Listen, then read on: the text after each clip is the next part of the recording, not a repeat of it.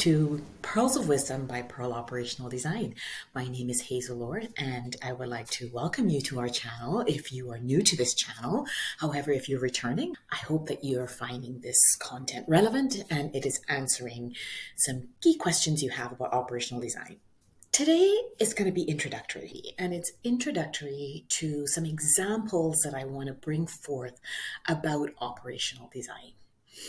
So looking at the website and, what are some of the keywords that people are using to come to the website? A lot of it is around, operations design and what is operations design. Now, I talk about this in my previous video, so I would love to invite you to go back to some of our videos where I talk about operations design and that I talk about the fact that operations design has many components. The other thing is the link to one of the blogs that I wrote a while ago is why is operational design important? So let's talk about why I'm saying this. So operations design is very different from your organizational design, or what comes out of it is your org structure.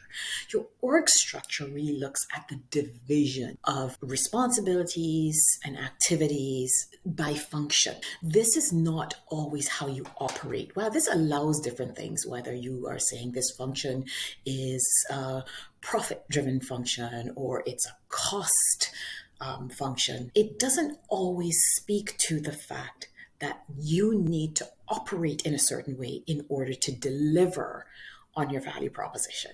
The operational design, so if you think about it just visually, your organization design goes this way. Your operational design goes this way. And so organizations that struggle with or talk about collaboration, or organizations that are good at collaborations, tend to be organizations that seem to have a very good way of organizing around how you deliver the value and not how the functions are designed. Now, it brings me back to when I was studying in business school, that leaders who have different functions underneath them, you have a specialization and then you have a differentiation, or what they would call differentiation and integration. And in an organization structure, if you are in front of different groups or different functions, your primary role is to integrate. And if this was successful, then you will have every leader going upwards, integrating, but not just integrating the functions underneath, but integrating the functions across. So whenever I go into organizations, I always hear, or I'm talking to colleagues, I always hear, we operate in silo. Well, that's because primarily you're designed in silo, and you have to be very intentional in how you actually work together across the silos or across the functions in order to deliver on your value proposition. And this is where operational design comes in, because there are contextual pieces around that, and therefore many components of the operational design that comes into play.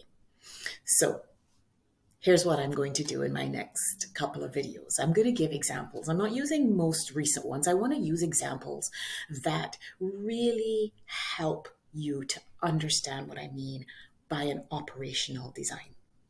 So please stay tuned. And while you wait for our next video, again, I invite you to go back and look at some of our videos where I talk about the different components of an operational design, and read the blog.